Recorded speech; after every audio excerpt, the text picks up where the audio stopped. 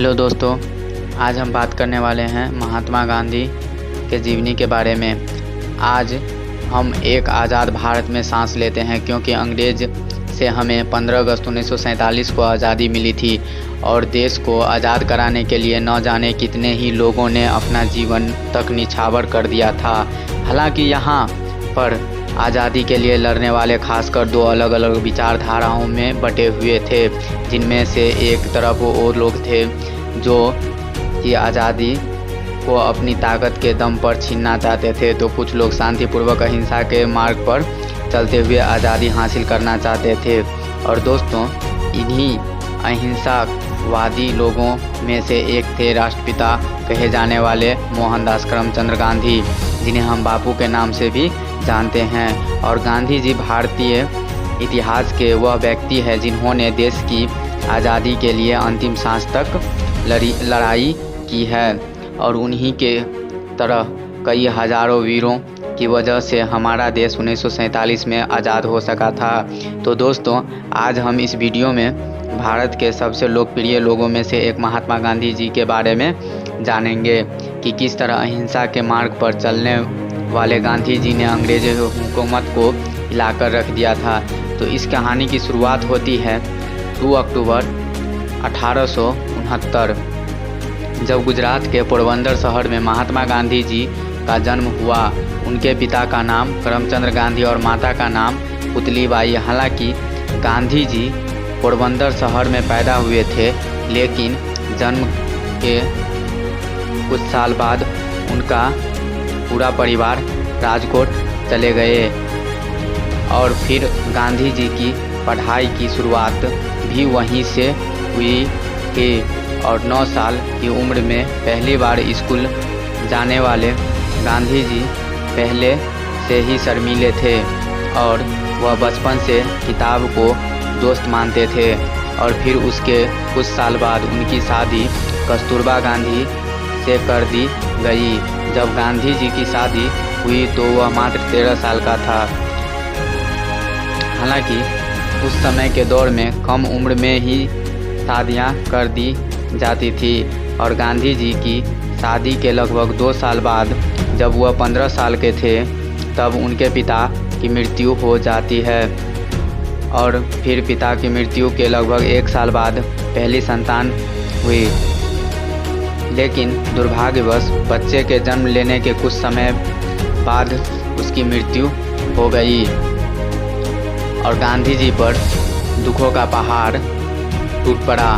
लेकिन इन परिस्थितियों में वो खुद को संभाला और 1887 में अहमदाबाद से हाई स्कूल की पढ़ाई पूरी की और फिर आगे चलकर कॉलेज की पढ़ाई करने के बाद लॉ की पढ़ाई करने के लिए लंदन चले गए।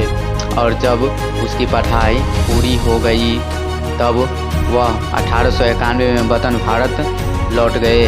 हालांकि विदेश में पढ़ाई करने के बाद भारत में नौकरी के लिए बहुत भागीदारी करनी पड़ी और फिर 1893 में दादा अब्दुल्लान कंपनी नाम के भारतीय कंपनी में नौकरी मिली। हालांकि इस नौकरी के लिए साउथ अफ्रीका जाना पड़ा था। और दोस्तों, साउथ अफ्रीका में बिताए गए साल गांधी जी के जीवन के सबसे कठिन समय में से एक था, जो वहाँ भेदभाव का सामना करना पड़ा। हालांकि इन्हीं भेदभाव इतना कुछ सिखा दिया कि वो लड़ने के लिए पूरी तरह से तैयार हो गए थे। और दोस्तों, गांधी जी को यूं तो 1 साल के लिए साउथ अफ्रीका भेजा गया था, लेकिन वहाँ रह के भारतीय और आम लोगों के हक के लिए वह अगले 20 साल तक लड़ते रहे और इसी दौरान नाटाल इंडियन कांग्रेस की स्थापना की थी। और अफ्रीका में रहते हुए गांधी जी ने एक मिरर सिविल राइट एक्टिविस्ट के रूप में वह अपनी पहचान बना ली। और फिर गोपाल कृष्ण गोखले जी को इंडियन नेशनल कांग्रेस की सीनियर नेता थे। उन्होंने गांधी जी से भारत वापस आकर अपने देश को आज़ाद करवाने के लिए लोगों की मदद करने की बात कही। और फिर इस तरह से 1915 में गांधी जी भारत आ गए और फिर यहाँ आकर उन्होंने इंडियन कांग्रेस ज्वाइन कर के भारत की आज़ादी में अपना सहयोग शुरू कर दिया। और दोस्तों, भारत के कुछ अंतरसाज कुछ सालों में लोगों के चेहरे बन गए और फिर अहिंसा के मार्ग पर चलते हुए भारत के लोगों में एकता की गांठ बांध दी। यहाँ तक उन्होंने अलग अलग धर्म और जात को एक साथ लाने का काम किया। और दोस्तों, 1920 में गांधी जी ने असहयोग आंदोलन चलाया, जिसके तहत अंग्रेजी चीज़ें का इस्तेमाल भारतीय लोगों ने बंद ही कर दिया था। और जब यह आंदोलन सफल साबित हो रहा था तब महात्मा गांधी को 1922 में 2 साल के लिए जेल भेज दिया गया था, जिससे लोगों के अंदर गुस्सा आ गया। फिर उसके तुरंत बाद मार्च 1930 में दांडी यात्रा को भी अंजाम दिया गया, जिससे 70,000 लोगों को गिरफ्तारी हुई। और इसी तरह ये आगे भी कई आंदोलनों को अंजाम दिया गया। और इस सब दौर में गांधी जी को कई बार जेल भी जाना पड़ा। लेकिन दोस्तों, महात्मा गांधी के द्वारा लगाई गई चिंगारी अब लोगों के भीतर आग बनकर जलने लगी थी। और यही वजह थी कि गांधी जी के साथ साथ बाकी क्रांतिकारियों ने मिलकर 1947 में देश के आज़ाद कराने में अहम रोल अदा किए। 15 अगस्त 1947 को हमारा देश आज़ाद हो गया। इसी दौरान जब आज़ादी का जश्न चल ही रहा था कि तभी नाथूराम गोडसे ने गांधी जी को गोली मारकर हत्या कर दी।